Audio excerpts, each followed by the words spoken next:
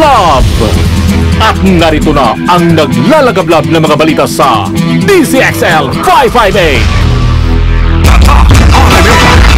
Tuloy pa rin sa mga balita natin ngayong tanghali. Pa rin si Weng de la Peña sa pangalan po ni Buddy Obera. 3 patay habang 3 rin ang nasugatan matapos hold upin ng isang hotel sa barangay Sorosoro, Carusada, Batangas City. Kanina bago mga alas 3 na madaling araw. Kabilang sa mga namatay ay ang 2 hindi pa nakikilalang suspect at ang cashier ng Erich Land Travel Lodge na nakilala lamang sa alias na Donna. Yung mga sugatan naman ay ang 2 room boy na sina Christian J. Villela, 18 anyos, at Justin Macalintal at isang suspect na sumuko sa pulis na si Israel Aquino, 18 anyos, na taga Calamba, Laguna. Bumalik ang may-ari ng travel lodge dito matapos madiskubre ang pangyayari kung saan nagkaroon ng palitan ng putok ng baril. Natawagan muna na nito ang mga pulis at saka nagsagawa ng operasyon dahilan para sumuko yung isa sa mga suspect. Aksidente naman ho to, sumadsad sa Caloocan ho to, sumadsad ang isang trailer truck sa mga kabahayan sa isang tulay malapit sa kanto ng C3 Road at Candule. Ayon sa operations manager ng nagmamayari ho ng truck na si Joey Malda, may iniwasang jeep yung kanilang truck na may plakang PXH 908. Nawalan ng kontrol dahil na rin sa madulas na kalsada, dalaho ng ulan. Dahil dyan, sumadsad yung truck sa mga kabahayan, nadama yung 3 tricycle at naipit sa ilalim ng truck. Yung tricycle habang nawala naman ng malay ang isang painante. Hawak na ngayon ng Caloocan police ang driver ng truck na nakilalang si Wilmar Blanco. Quezon City naman tayo, pinasok ng 5 armadong kalalakihan ang inuupang bahay ng stand-up comedian at studio talents kagabi. Ayon sa report, tiyempo ang malakas ang ulan nang biglang looban ng mga sospek ang bahay o mga bahay na may 11 tenant at saka nagbantang pasasabugin ang bahay kapag may magsasalita. Sabi ng mga biktima, nakasuot umano ng kulay pink napantakip sa mukha yung mga sospek. Natakay sa mga ito ang 30,000 pesos cash, mga alas, gadget at maging ang mga maliliit na alagang aso. Yun. Hinahanap pa ng mga sospek ang vault pero nang walang makita ay umalis na lamang ang mga ito saka yung isang kotse. Maliban sa Japan na niyanig ng lindol kaninang madaling araw, niyanig din ho tayo dito sa area ng Sarangani ng 5.3 na lindol. Karagatang sakop ng Sarangani ang apektado dyan alas 7:46 kaninang umaga. Sa sabi ng US Geological Survey, ang lindol ay may lalim na 137 km sa layong 38 km silangan ng Sarangani, Davao del Sur. Tatala ng Philippine Institute of Volcanology at Seismology o PHIVOLCS, nakapagtala rin ng magnitude 5.3 sa General Santos City. Naramdaman nito ang intensity 2 sa Kinabawan City at Coronadal, South Cotabato. At salamat at wala namang naitalang pinsala ang nasabing pagyanig. Sa Bulacan, nakumpiska ng mga otoridad ang tiyatayang abot sa mahigit 150 kilo ng botsa na itinitinda sa isang palengke sa bayan ng Malolos.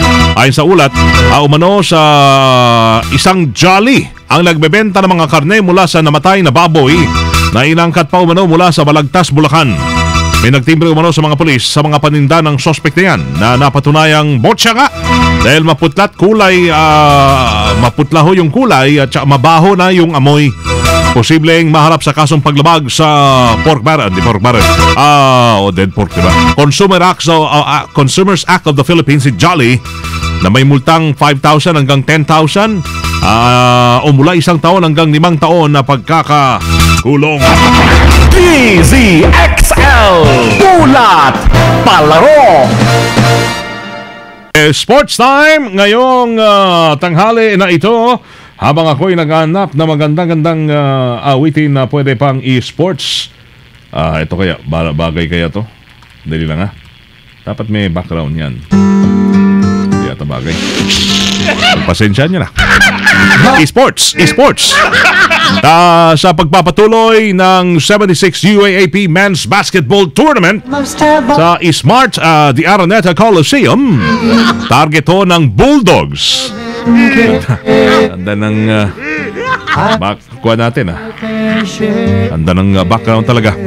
Ito para sa mga mahilig sa mga acoustic to nung panahon ng 80s. Sabi ng target ng Bulldogs na maangkin ang isang silya sa Final Four, habang hangad naman ng Green Archers na makasosyo sa ikalawang pwesto. Haharapin naman ang National University at ang University of the Philippines, habang ngayong alas 12 ng hapon kasunod ang banggaan ng Lasal at UE. Alas 4, yan, University of the East versus Lasal, alas 4. Kasalukuyang sumasakay ang Bulldogs ni Coach Eric Altamirano sa isang 3-game winning streak at inasang ipapalasap sa Fighting Maroons ang kanilang ika-11 sunod nitong kamalasan. Puntiryaho ng mga Green Archers naman ang kanilang ika-6 na sunod na panalo sa pagharap sa Red Warriors. DZXL Showbiz Balita. Okay. Balik si Loli is with us ngayon. Loli. Paparamdam siya. Showbiz. Loli. Showbiz.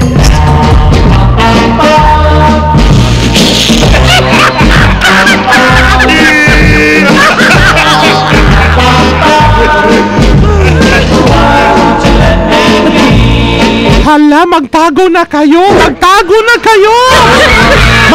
na yung lahat ng merong kopya ng video scandal ni Wally! Ihahunting kayo ng NBI! Yung mga nagpapasa-pasa dyan sa, internet. Oy, hello everybody! Ay, wala pala si Bad. Hello everyone! Hello, Loli. Basta kayo? It's, Wednesday. And I'm Loli Paparapapa. Well, no show muna sa TV sa Itbulaga si Wally. Simula pa kahapon. Kasunod na rin ang sex video scandal na mukhang siya nga. Kasi ba't ka mawawala kung hindi ikaw yon? Hindi siya nga, di ba? Na kinasasangkutan nito at ng EB Babe, a member na si Yosh Rivera. Ayon sa manager ni Wally, no comment pa rin.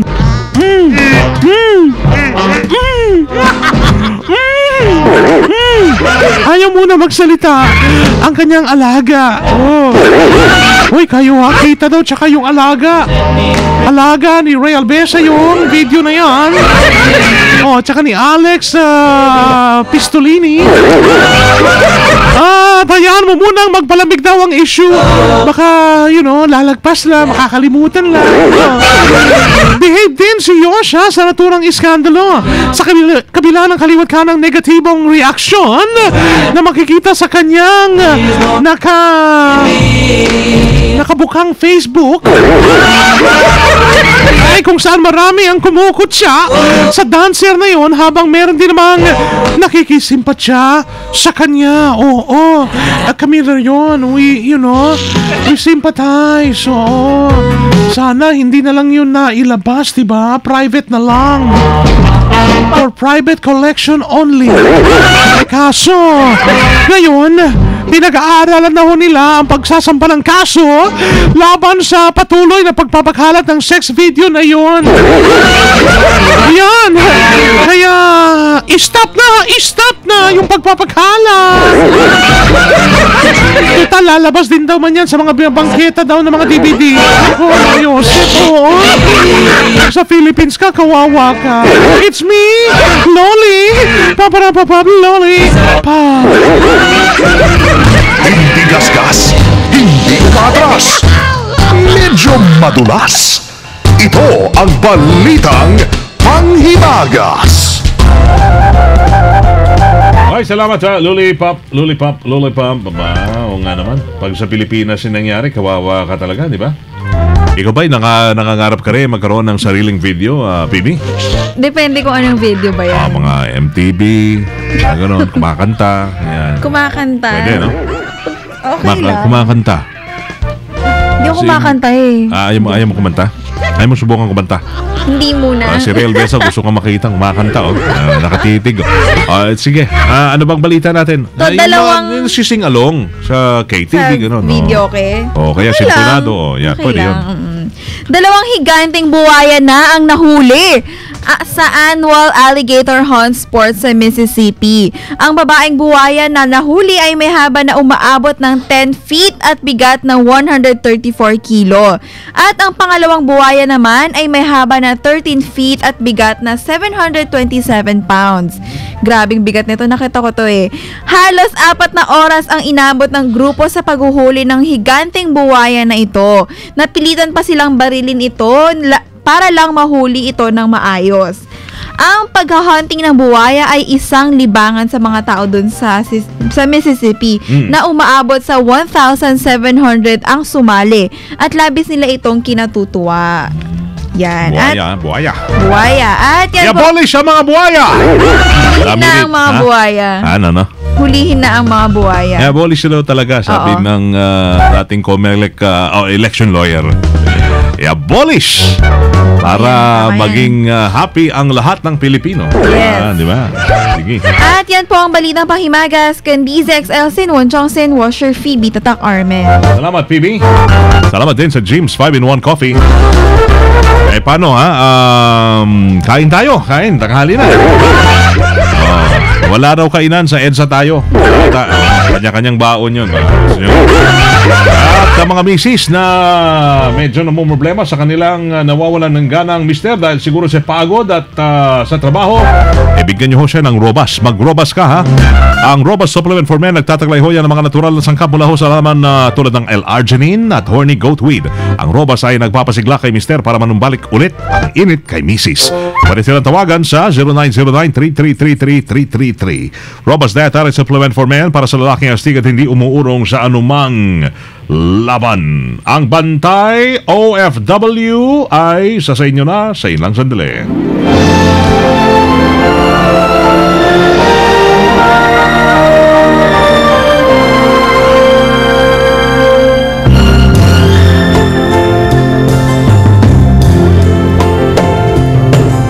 I know I said that I was leaving. Tama, alis na ho ako hanggang bukas ng umaga.